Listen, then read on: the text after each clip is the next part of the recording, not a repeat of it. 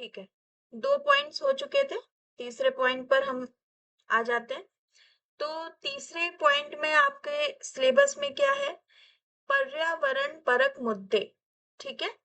जिसमें आपके 2-3 पॉइंट्स हैं जो 2-3 कैटेगरी में डिवाइड होता है, जैसे कि स्थानीय मुद्दे, क्षेत्रीय मुद्दे और वैश्विक मुद्दे, ठीक है? ये 3 पॉइंट एक साथ हो जाते हैं।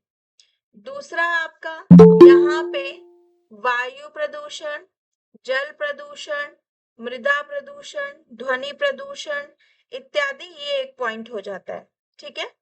इसके बाद आपके अपशिष्ट जो सॉलिड है, तरल है, बायोमेडिकल है, जोखिमपूर्ण है या इलेक्ट्रॉनिक्स है इत्यादि आ जाते हैं। और इसके बाद आपका जलवायु परिवर्तन और इससे सामाजिक, आर्थिक और राजनीतिक आयाम आ जाता है। तो इस तरीके से ये आपके 4 पॉइंट्स में विभाजन होता है इनका, ठीक है? तो हम यहाँ पर सबसे पहले आज हम सिर्फ स्थानीय, क्षेत्रीय और वैश्विक मुद्दे देखेंगे और वायु प्रदूषण देखेंगे कि वायु प्रदूषण होता क्या है, ठीक है? देन हम ये सब करने के बाद इसके बाद हमें क्वेश्चंस लगाएंगे। चलिए आते हैं। एक सेकेंड।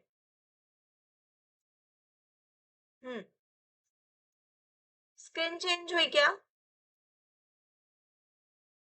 नहीं दी।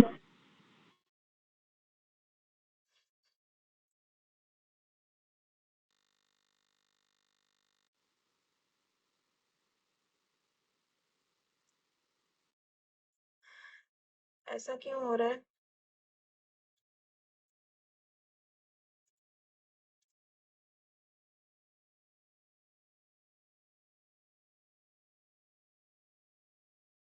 एक सेकेंड रुकिए।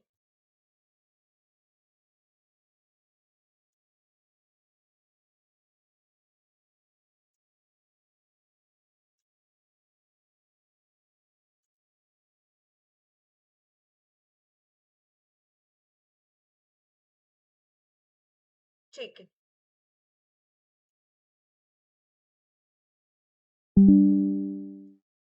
तो ये हमारा तीसरा पॉइंट यहाँ पर चल रहा था। चलिए नेक्स्ट है हमारा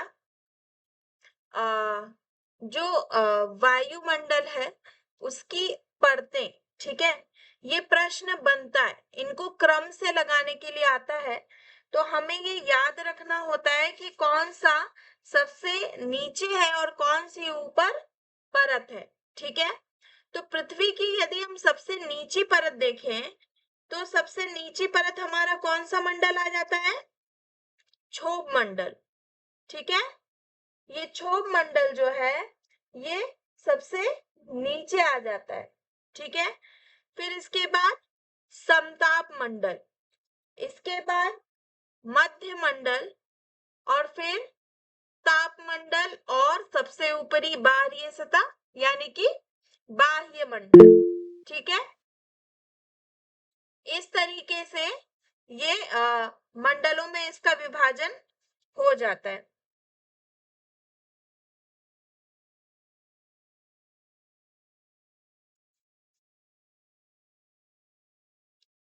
किसी का कोई प्रश्न है क्या?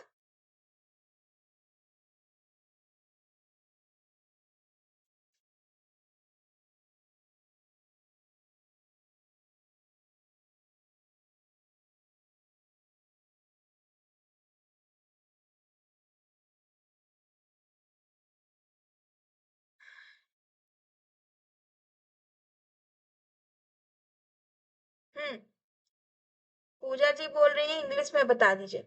ठीक है, तो क्षोभ मंडल को क्या बोलते हैं?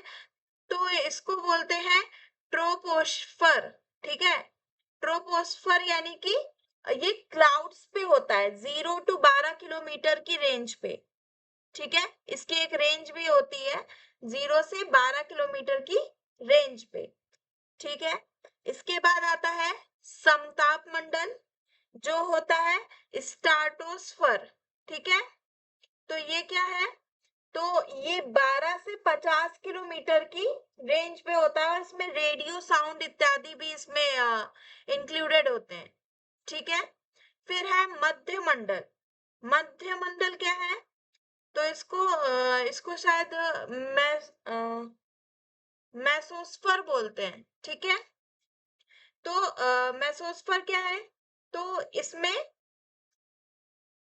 ये 50 से 80 किलोमीटर की रेंज पे होता है। ठीक है, और इसके बाद तापमंडल यानी कि थर्मोस्फेयर। थर्मोस्फेयर जो होता है वो 80 से लेके 700 किलोमीटर की रेंज पे होता है। ठीक है, और लास्ट जो है बाह्य मंडल, ये 700 से 10,000 किलोमीटर की रेंज में होता है। एक सेकेंड, 700 से 1,000 किलोमीटर यानी कि सैटेलाइट इत्यादि का होता है। ठीक है, और इसको बोलते हैं एक्सोस्फर। ठीक है, तो इस तरीके से ये 5 मंडल होते हैं यानी कि लेयर्स होती हैं वायुमंडल की। ठीक है, जो वायुमंडल में एटमॉस्फेयर होता है उसकी लेयर होती है। ठीक है, इनको सिर्फ क्रम से याद रखना है और कुछ नहीं। ठीक है, नेक्स्ट चलते हैं। अब जो हमने स्थानीय, क्षेत्रीय और वैश्विक देखा था, उसके अंतर्गत क्या क्या आ जाता है, क्या क्या मुद्दे आते हैं, क्या क्या संबंधित होता है उससे, उसको देख लेते हैं। तो जो लोकल इन्वायरमेंट इश्यूज होते हैं उसमें क्या है?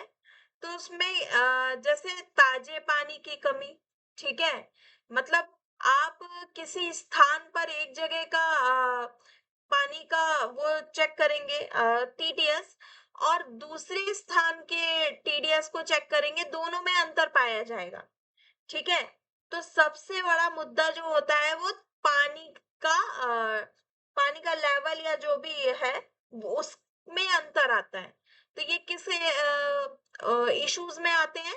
तो ये लोकल इश्यूज में आते हैं।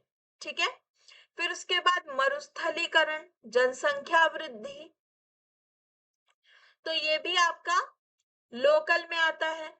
ठीक है, कार्बन चक्र, कार्बन चक्र भी आपका लोकल इश्यूज के अंतर्गत ही आता है।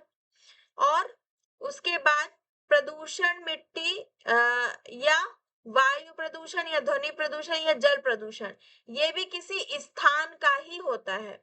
ठीक है, इसे भी हम वैश्विक तौर पे नहीं गिन सकते, ये भी एक स्थानीय इश्यूज के अंतर्गत आता है। लास्ट पॉइंट है लुप्त प्राय प्रजाति। ठीक है, ये भी हम लोगों ने कल देखा ही था, तो ये भी एक स्थानीय मुद्दों के अंतर्गत इसको हम रख सकते हैं। फिर आ जाइए क्षेत्रीय और वैश्विक पर्यावरण मुद्दे। इसके अंतर्गत क्या है? तो इसमें वो आएंगे जो एक बड़े पैमाने पर इश्यूज बन चुके हों। ठीक है, तो यहाँ पर भी फ्रेश पानी की कमी इत्यादि आया है, क्योंकि आप देख ही रहे हैं कि जो क्या बोलते हैं समुद्र है, उसका पानी कितना खारा है, यानी कि पीने लायक जो पानी है वो सिर्फ और सिर्फ है एक 3% है, कुछ ऐसा है। और वैसे पृथ्वी में 75% पानी ही पानी है ना? फिर उसके बाद ग्लोबल वार्मिंग की प्रॉब्लम आ रही है। ठीक है, कृषि से रिलेटेड प्रॉब्लम है, वो भी वैश्विक तौर पे है।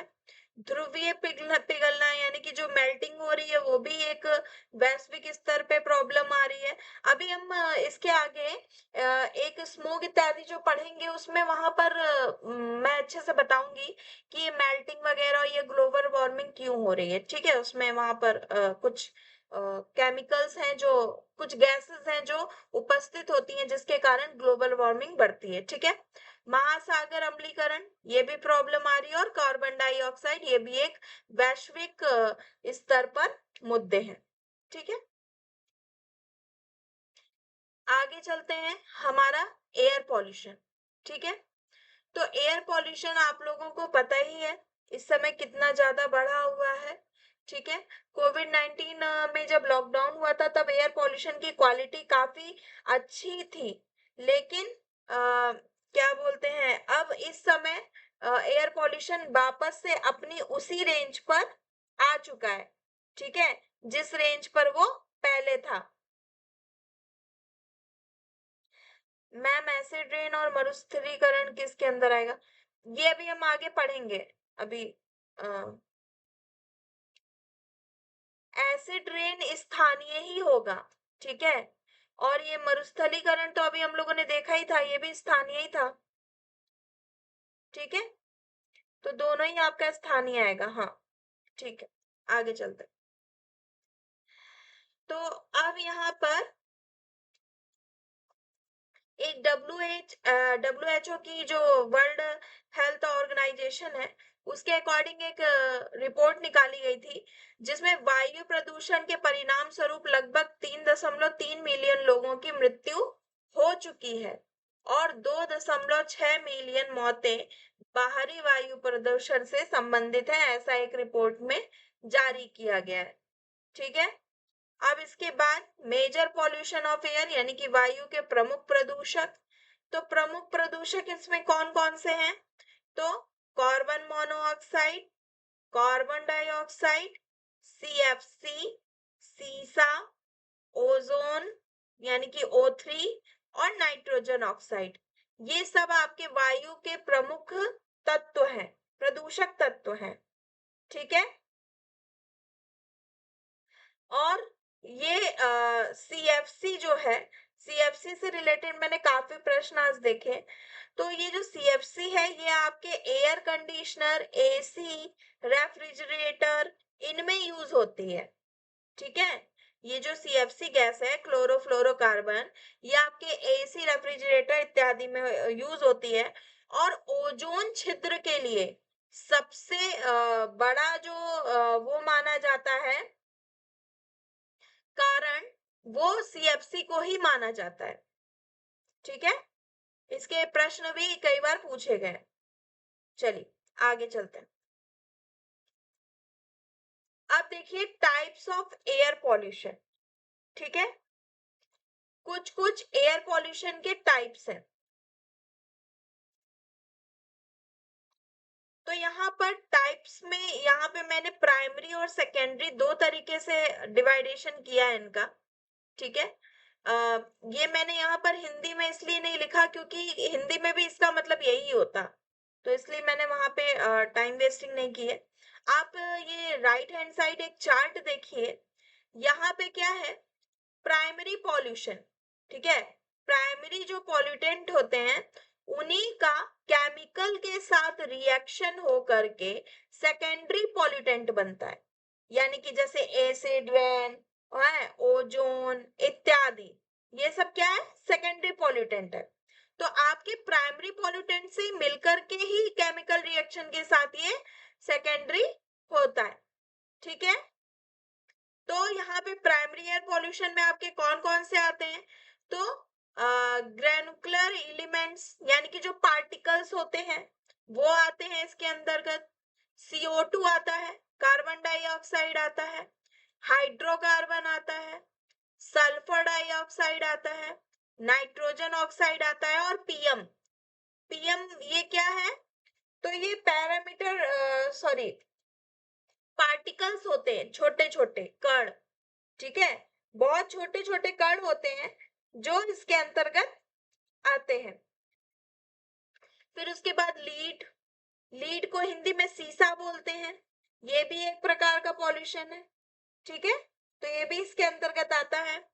और कार्बन मोनोऑक्साइड भी इसके अंतर्गत आता है प्राइमरी एयर पॉल्यूशन के अंतर्गत।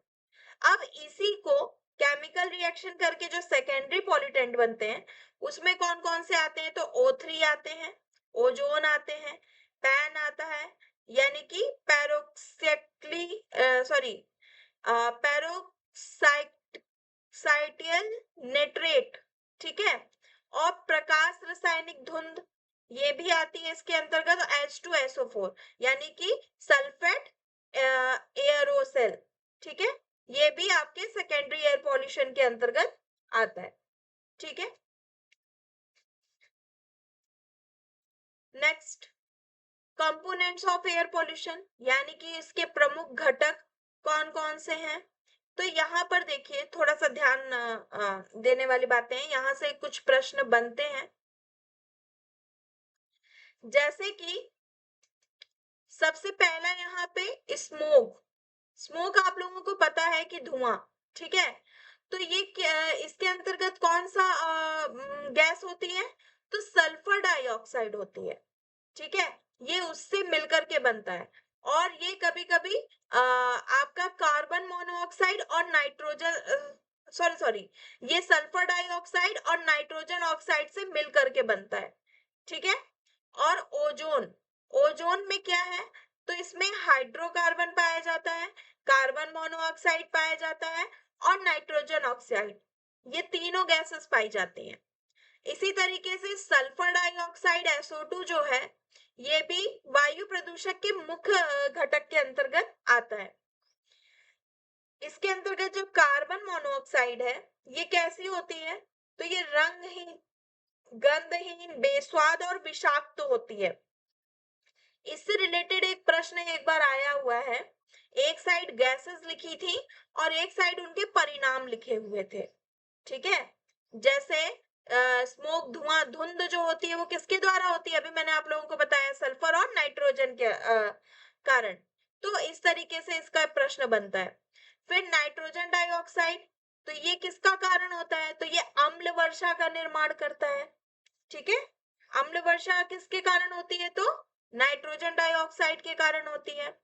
फिर पर्टिकुलेट मैटर, PM, मैंने भी आप लोगों को बताया छोटे छोटे कण, तो ये दो प्रकार के होते हैं, एक PM 2.5 होते हैं और एक PM 10 होते हैं, ठीक है। और ये दोनों ही जो है ये आपके उसमें NAQI में निहित किए गए, वहां पे 8 गैसेस का उल्लेख है, वहां पर ये दोनों भी हैं, ठीक है। अभी हम आगे पढ़ेंगे इसको। फिर आगे वायु प्रदूषण के खतरनाक प्रभाव, और वायु प्रदूषण के खतरनाक प्रभावों को निम्नलिखित बातें जो शामिल है उनको यहाँ पर प्रस्तुत किया गया है। तो इनको 4 प्रकार से डिवाइड किया गया है। तो सबसे पहला जो है वो CFCs, क्लोरोफ्लोरोकार्बन के कारण, ये देखिए, ओजोन परत का अवक्षेपण। अभी मैंने आपको स्टार्टिंग में ही बताया था कि CFC जो है यानी कि क्लोरोफ्लोरोकार्बन जो गैस है, ओजोन के क्षरण होने का सबसे बड़ा कारण है, ठीक है। और ये किससे निकलती है, मैंने ये भी बताया था अभी, बताइए कोई। CFC गैस मैंने अभी बताई थी कि किससे निकलती है, कोई बताएगा। हाँ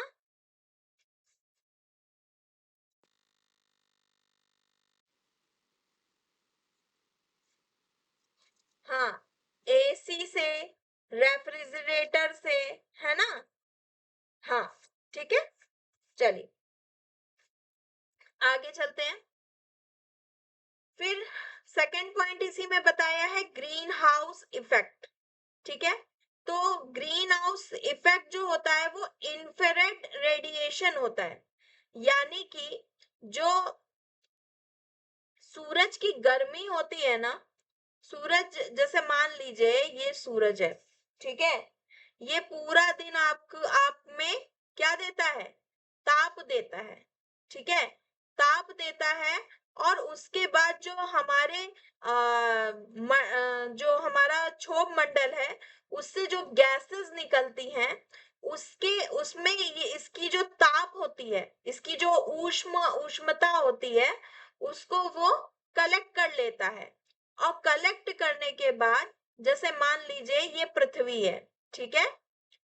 और ये पृथ्वी पर ये जो गैसें हैं हमारी, ठीक है, ये एक चारों तरफ से इस पे ये है, ठीक है, परत एक टाइप की बन चुकी है गैस से। और ये जो सूर्य की किरणें इस पे पड़ रही हैं, तो ये सूरज के अंदर तो आने देती है, मतलब इस परत के अंदर तो पृथ्वी पर आ जाती है, परंतु ये इससे बाहर नहीं निकल पाते हैं, मतलब जब सूरज चला जाता है यानी कि संध्या हो जाती है, ये रात हो जाती है, तो ये जो ऊष्मता होती है, ये जो ग्रीन हाउस गैसेस हैं, ये इसको बाहर नहीं निकलने देती, ये पृथ्वी के अंदर ही रह जाती हैं। यदि ये इसके बाहर निकल जाएंगी तो आपको पता है कि हमारे रात्रि में भी यहाँ पर बर्फ पड़ सकती है, ऐसा कहा जाता है। तो जो ऊष्मता बचती है ना पूरे दिन की, उसके कारण ही यहाँ हमारे जो नाइट है वो लेवल पे रहती है, तो उसी को हम ग्रीन हाउस गैसेस बोलते हैं। ठीक है। और ये जो इंफ्रारेड रेडिएशन ये बोला है, ये इसी को ही बोला है। ठीक है, ये जो ये परत है। ठीक है। अब इसके अंतर्गत कौन कौन सी गैसेस हैं, तो ये देखिए यहाँ पर लिखा है ग्रीन हाउस गैसेस के अंतर्गत देखिए कौन कौन सी आती हैं। तो कार्बन डाइऑक्साइड है, मीथेन है, नाइट्रस ऑक्साइड है, हाइड्रोफ्लोरोकार्बन है, और प्रीफ्लोरोकार्बन है, सल्फर हेक्सा फ्लोराइड है, और नाइट्रोजन ट्रीफ्लोराइड है। ठीक है, NF3।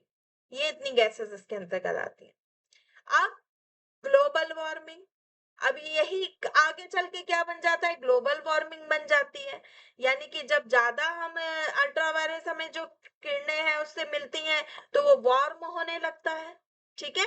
वार्म के होने के और भी कारण हैं, कौन कौन से, तो सबसे पहले तो ग्रीन हाउस गैसेस, जैसे कि मैंने आप लोगों को बताया कि वो किरणों को निकलने नहीं देती, जिसके कारण क्या होता है, उष्णता बढ़ती है।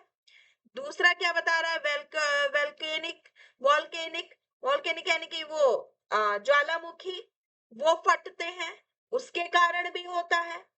और फिर वाइल्ड फायर यानी कि वनों में जो आग लगती है, उसके कारण भी ग्लोबल वार्मिंग होती है। तो ये जो स्टार्टिंग के तीन है, ये प्राकृतिक हैं। ग्लोबल वार्मिंग के जो एग्जाम्पल्स हैं, ग्रीन हाउस गैसेस और वोल्केनो और वाइल्ड फायर, ये प्राकृतिक है। अब मानव जनित जो होते हैं वो कौन कौन से हैं, तो वो ये यहाँ दिए हुए हैं। इंडस्ट्रियल रिवॉल्यूशन, औद्योगिकीकरण के कारण जो हम लोग ग्लोबल वार्मिंग करते हैं, मतलब हीट इत्यादि पैदा करते हैं। मीनिंग, खनन, खनन से भी ग्लोबल वार्मिंग होती है। ठीक है, तो ये दोनों मानव जनित हैं। अब आगे एक चौथा पॉइंट बताया है, indoor air pollution. Indoor air pollution भी होता है। तो अब इंडोर एयर पॉल्यूशन कैसे होता है, वो कोई बताएगा उसका एग्जाम्पल। हम्म इंडोर एयर पॉल्यूशन में जैसे हम चूल्हे पे खाना बनाते हैं या कोयले पे खाना बनाते हैं, ठीक है, या स्मोक करते हैं, सिगरेट इत्यादि पीते हैं, ठीक है, तो उससे भी होता है।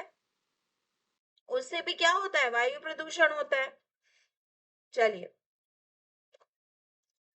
तो जनरेटर वगैरह का प्रयोग होता है वो इंडोर में आएगा कि आउटडोर में आएगा, मतलब जैसे जनरेटर वगैरह का यूज होता है इलेक्ट्रिसिटी जाने पे नहीं वो वो। नॉर्मली पॉल्यूशन के अंतर्गत आएगा, इंडोर और आउटडोर से कोई तात्पर्य नहीं। ठीक है, क्योंकि वो किसी मशीन के द्वारा निकल रहे हैं ना। जी। इंडोर के अंतर्गत आपके वही आएंगे जो आप घर के अंदर क्रियाएं इत्यादि करते हैं, उसके कारण जो पॉल्यूशन होता है उसको इंडोर के अंतर्गत लेते हैं। ठीक है, चलिए, अब इसके बाद एक NAQ यानी कि राष्ट्रीय वायु गुणवत्ता सूचकांक जारी किया गया, जिसमें स्वच्छ भारत मिशन के अंतर्गत चलाई जा रही थी एक बृहद सरकारी पहल है, जिसे 17 सितंबर 2014 को पर्यावरण वन एवं जलवायु परिवर्तन मंत्रालय के तत्कालीन केंद्रीय मंत्री श्री प्रकाश जावड़ेकर द्वारा लॉन्च किया गया था। ठीक है, यह सूचकांक आम आदमी को उनके पास आसपास के क्षेत्र में वायु गुणवत्ता बेहतर समझ उपलब्ध कराता है, और उस राष्ट्रीय वायु गुणवत्ता सूचकांक यानी कि NAQI के अंतर्गत 8 वायु प्रदूषक शामिल हैं। अब देखिए इसमें प्रश्न कैसे बनता है, इसमें से कुछ प्रदूषक तत्व दे देंगे और बताएंगे कि बताइए NAQI के अंतर्गत इनमें से कौन सा प्रदूषक तत्व आया है या कौन सा प्रदूषक तत्व शामिल है। ठीक है, ऐसे करके इसका प्रश्न बनता है। चलिए, तो इसमें सबसे पहले क्या आते हैं, पार्टिकुलेट मैटर यानी कि पीएम, जो मैंने अभी आप लोगों को बताया था ना पीछे, पीएम। तो इसमें देखिए पीएम 10 और पीएम 2.5, मैंने अभी आप लोगों को स्टार्ट, ये देखिए पीछे मैं आप लोगों को दिखा देती हूँ। ये मैंने आप लोगों को बताया था कि NAQI में इन दोनों को शामिल किया गया है, ठीक है, पीएम 2.5 को और पीएम 10 को।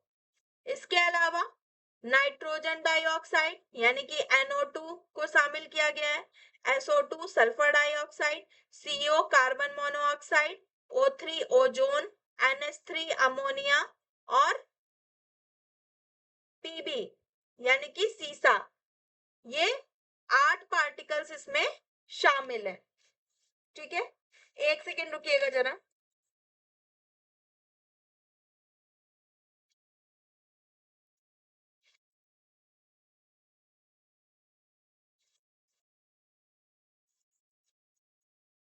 हाँ, ठीक है, तो ये पार्टिकल्स शामिल है। आगे चलते हैं। अब AQI एक इंडेक्स है, ठीक है, एयर क्वालिटी का एक इंडेक्स बना है। आप देखेंगे कई सिटीज में जो चौराहे इत्यादि होते हैं, मेन रोड्स होती हैं, वहां पर आपको AQI बोर्ड दिखेंगे, एयर क्वालिटी बोर्ड, ठीक है। जो बड़े सिटी से बिलोंग, छोटे सिटी में तो मुश्किल है, लेकिन बड़ी सिटी में ये मतलब आपको दिख जाएंगे। वहां पर आपको एयर क्वालिटी पूरी नंबर वाइज लिख करके आती है, ठीक है। तो वहां से आप पता लगा सकते हो कि आज की एयर क्वालिटी कैसी है, ठीक है। बहुत लोगों ने देखा भी होगा यहाँ पे। चलिए, तो हम आ, आते हैं। सबसे पहले एयर क्वालिटी जो गुड होती है वो कहां से कहां तक होती है, 0 to 50 नंबर के अंदर। यदि 0 to 50 के अंदर है तो गुड एयर क्वालिटी है। फिर मॉडरेट 51 to 100 के अंदर आती है, ठीक है।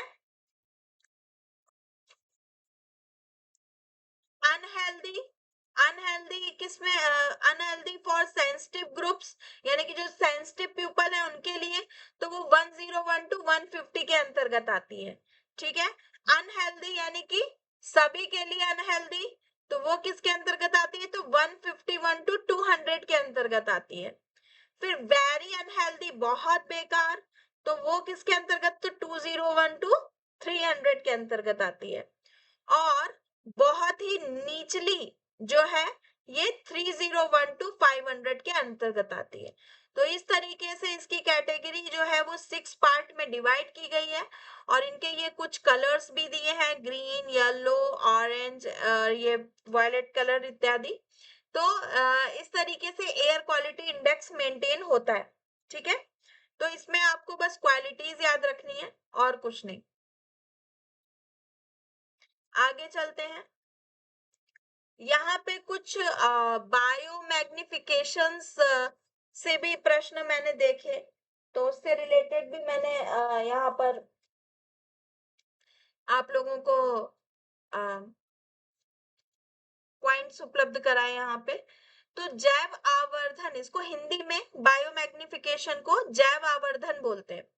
तो जैव आवर्धन क्या है, तो उसका अर्थ है उस प्रवृत्ति से है जिसमें प्रदूषक जैसे जैसे एक पोषण स्तर से दूसरे पोषण स्तर पर जाते हैं वैसे वैसे उनका सांद्रण भी बढ़ता है, ठीक है।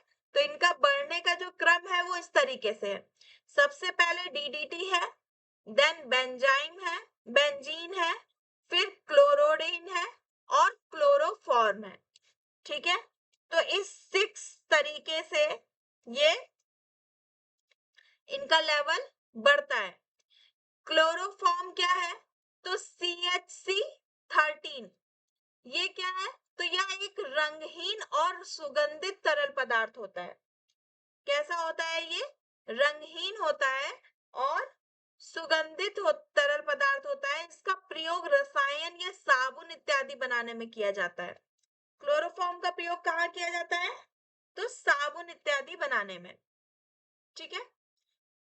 इसके बाद है क्लोरोडेन यानी कि C10H या C18। तो इसका प्रयोग जो है कीटनाशक रूप में किया जाता है, यानी कि जो कीटाणु इत्यादि होते हैं उनको मारने में इसका प्रयोग किया जाता है। फिर आता है बेंजीन। बेंजीन क्या है? तो CH इसको बोलते हैं। यह एक कार्बनिक रासायनिक यौगिक है जो कार्बन परमाणु से बना होता है। ठीक है। फिर इसके बाद DDT यानी कि C14H और C15। ये क्या है? तो यह एक रंगहीन, बेस्वाद और लगभग गंधहीन होता है, क्रिस्टलीय रासायनिक यौगिक है। ठीक है। तो इसमें प्रश्न कैसे बनता है? या तो इसका क्रम पूछ लेता है या इनको दे करके मैच द फॉलोइंग पूछ लेता है। ठीक है। तो आप लोगों को ये चीज पता होना चाहिए कि क्लोरोफॉर्म जो है वो किस में प्रयोग होता है? साबुन बनाने में। क्लोरोडेन जो है वो कीटनाशक में प्रयोग होता है। और बेंजीन जो है वो कार्बन परमाणु आदि बनाने में। और DDT जो है वो रंगहीन और गंधहीन इत्यादि होता है। क्लियर है सभी को?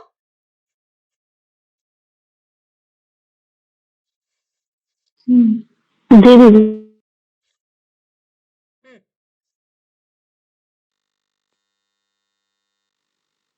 ठीक है। अब इनसे रिलेटेड मैं आप लोगों को कुछ क्वेश्चंस देती हूँ। एक सेकेंड।